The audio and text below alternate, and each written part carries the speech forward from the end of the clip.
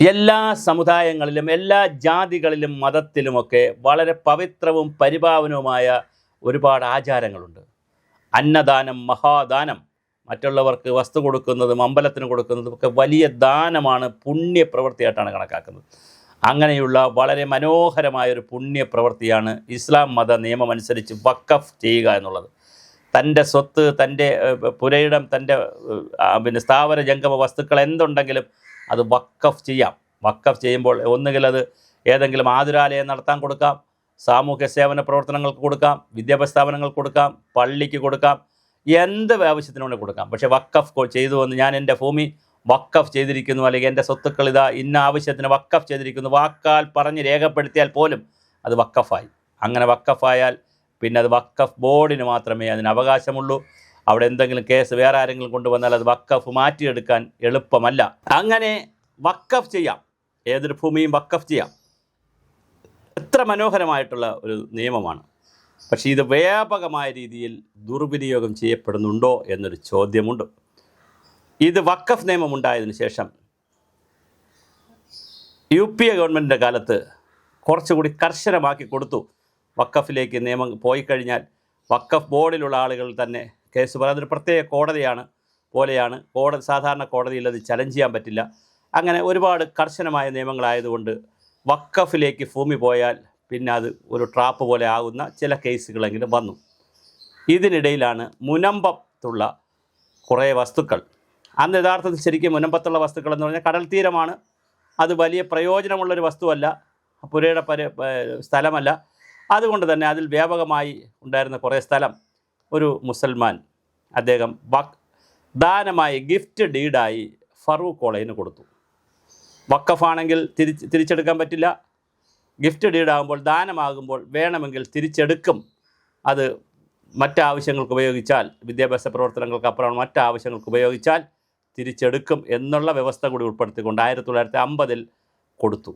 എന്നാൽ ഇത് മനസ്സിലാക്കാതെ ഇങ്ങനെ ഫറൂഖ് കോളേജിന് 1950 ഇങ്ങനെ വസ്തു കൊടുത്തിട്ടുണ്ട് എന്ന് മനസ്സിലാക്കാതെ കുറേ അധികം ആളുകൾ മുനമ്പത്ത് വസ്തു വാങ്ങി. ഇത് പിൻതലമുറക്കാരിൽ നിന്നാണ് വാങ്ങിയത്, മുൻ തലമുറക്കാരാണ് ചെയ്തത്. അപ്പോൾ അതിൻ്റെ ഒരു കമ്മ്യൂണിക്കേഷൻ ഗ്യാപ്പ് ഉണ്ടായിരുന്നു. പിന്നാധാരവും അല്ലെങ്കിൽ മുന്നാധാരവും ഒക്കെ നോക്കുന്നതിൽ വില്ലേജ് ഓഫീസർക്കും ഓഫീസിലും ചില പ്രശ്നങ്ങൾ പറ്റി, അല്ലെങ്കിൽ പർപ്പസ് എന്തോ സംഗതി. കുറേ പാവപ്പെട്ട ക്രിസ്തീയ സമുദായത്തിൽപ്പെട്ട മത്സ്യത്തൊഴിലാളികളും പാവങ്ങളും മുനമ്പത്ത് സ്ഥലം വാങ്ങി. അവർ കാശ് കൊടുത്ത് വാങ്ങിയതാണ്. പക്ഷേ അവർ ഇറങ്ങിപ്പോണമെന്ന് വഖഫ് ബോർഡ് ഇവർ കരമടയ്ക്കാൻ ചെന്നപ്പോഴാണ് വഖഫ് ബോർഡുകാർ കൊണ്ട് പരാതി കൊടുത്തിരിക്കുന്നു, ഇത് ഞങ്ങളുടെ ഭൂമിയാണ്, ഇറങ്ങണം.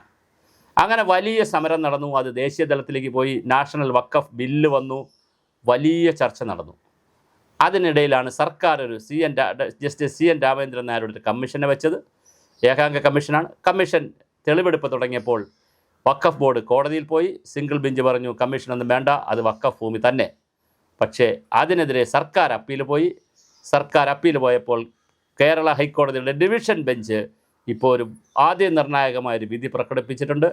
അതിൽ 2 കാര്യങ്ങളാണ് പറയുന്നത്. ഒന്ന്, ജസ്റ്റിസ് രാമേന്ദ്രൻ നായർക്ക് ഈ കമ്മീഷനുമായി മുന്നോട്ട് പോകാം. മുനമ്പം വഖഫ് ബോർഡ് കമ്മീഷനുമായി മുനമ്പത്തെ വിഷയങ്ങളുമായി മുമ്പോട്ട് പോകാം.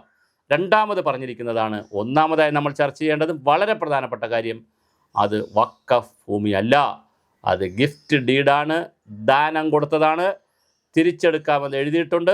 അതുകൊണ്ട് തന്നെ ഫറൂഖ് കോളേജുകാർ അവിടെ കോളേജും മറ്റ് കാര്യങ്ങളൊന്നും തുടങ്ങാത്തത് കൊണ്ട് തന്നെ അത് തിരിച്ചെടുത്തതാണ്. അതുകൊണ്ട് അത് വഖഫ് ഭൂമിയല്ല എന്നുള്ള ഗുരുതരമായ ഒരു വിധി വന്നിട്ടുണ്ട്. ഒരുപക്ഷെ ഇതിനെതിരെ സുപ്രീം കോടതിയിൽ വഖഫ് ബോർഡുകാർ പോകാൻ സാധ്യതയുണ്ട്.